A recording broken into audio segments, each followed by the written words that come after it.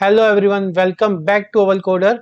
अभी तक मैंने आपसे कौन से ऑपरेटर डिस्कस किया वो है arithmetic operator, second assignment operator, next logical and relationship. आज जो हम डिस्कस करने जा रहे हैं वो है मेंबरशिप ऑपरेटर एंड लास्ट में आइडेंटिटी ऑपरेटर। सबसे पहले हम स्टार्ट करते हैं आइडेंटिटी ऑपरेटर से। इसमें कौन कौन से होते हैं? इज और नॉट इज। ये मेरा क्या काम करता है? कंपैरिजन के लिए काम आता है। वैल्यू तो कंपेयर करता है बट उसकी मेमोरी लोकेशन से। आपको मैं ये एग्जांपल के थ्रू समझाता हूँ। जैसे मैंने यहाँ पे एग्जांपल दिया, ए की वैल्यू 10 है और बी की वैल्यू 10 है। मैंने यहाँ पे आईडी फंक्शन लगाया है। आईडी फंक्शन रिटर्न करता है कि वैल्यू किस एड्रेस पे सेव है, ठीक है।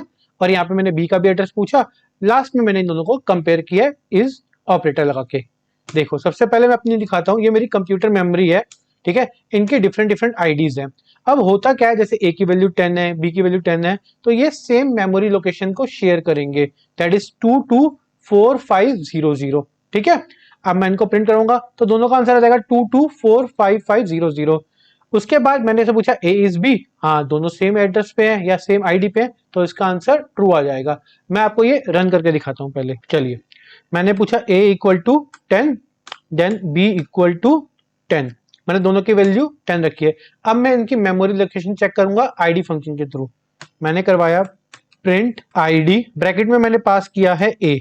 उसके बाद मैं एंटर मारूंगा, ये इसका आईडी आ गई है जिस मेमोरी लोकेशन पे ये सेव है। अब मैं सेम वर्क b के लिए करता हूं। यहाँ पे लिखूंगा आईडी ब्रैकेट में b, एंटर जैसे ही मारूंगा अब आप देखेंगे दोनों की आईडी सेम है या दोनों का मेमोरी एड्रेस सेम है। अब मैं इसको कंपेयर करता हूं। मैंने लिखा प्रिंट ए इज बी और इसका आंसर आ गया ट्रू, ठीक है। आपको ये समझ में आ गया होगा।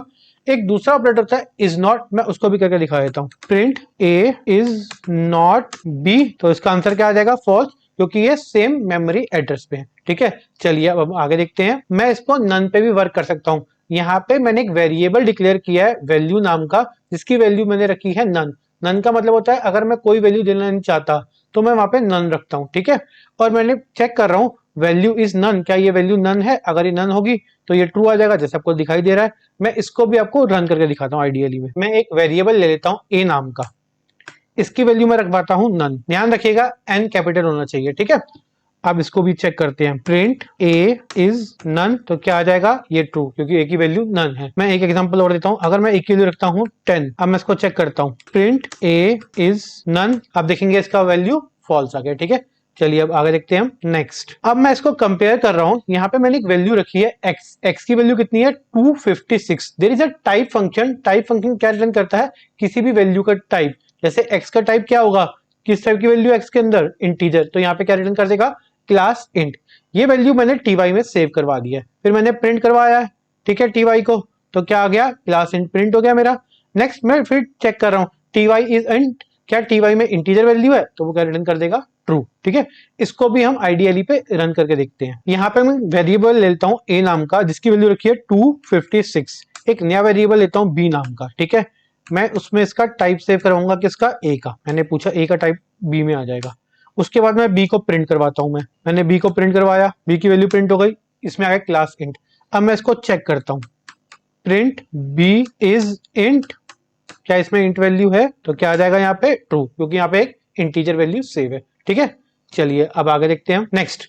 नेक्स्ट हमारा जो टॉपिक है that is the membership operator. Membership operator मेरा टेस्ट करता है whether is value found in a sequence, कि एक सीक्वेंस है उसमें वो वैल्यू है या नहीं है। मैं आपको एग्जांपल के थ्रू समझाता हूं। मैंने एक ए नाम का वेरिएबल लिखा है, उसमें मैंने वैल्यू होल्ड करवाई है आई होप ऑल इज वेल। अब इस स्ट्रिंग के अंदर मैं चेक कर रहा हूं क्या इस स्ट्रिंग के अंदर होप है। तो मैं लिखा प्रिंट होप इन ए, क्या इसके अंदर होप है? चलिए मैं जैसे ही मैं इसको रन करूंगा इसका आंसर आ जाएगा ट्रू। एक बार फिर देखते हैं। मैंने लिखा क्या इसके अंदर हेलो है, बट यहाँ पे हेलो नहीं है, तो इसका आंसर आ जाएगा फॉल्स, ठीक। इसको भी मैं रन करके दिखाता हूं आपको मैं। चलिए A equal to I hope all is well, all is well, ठीक है। अब मैं इसको चेक करता हूं। यहाँ पे चेक करूंगा मैं होप इन ए, तो क्या आ जाएगा? ट्रू आ जाएगा, ठीक है। चलो अब मैं हेलो चेक करता हूं। हेलो HELL हेलो, हेलो इन ए, क्या हेलो है ए के अंदर? नहीं है, तो फॉल्स आ जाएगा। इसी तरीके से मैं एग्जांपल और देता हूं मैं। प्रिंट हेलो नॉट इन ए, क्या हेलो नहीं है ए के अंदर? नहीं है, तो इसका आंसर भी ट्रू आ जाएगा। ठीक है, आज के लिए इतना ही, बाकी हम नेक्स्ट क्लास में पढ़ेंगे पेमडास।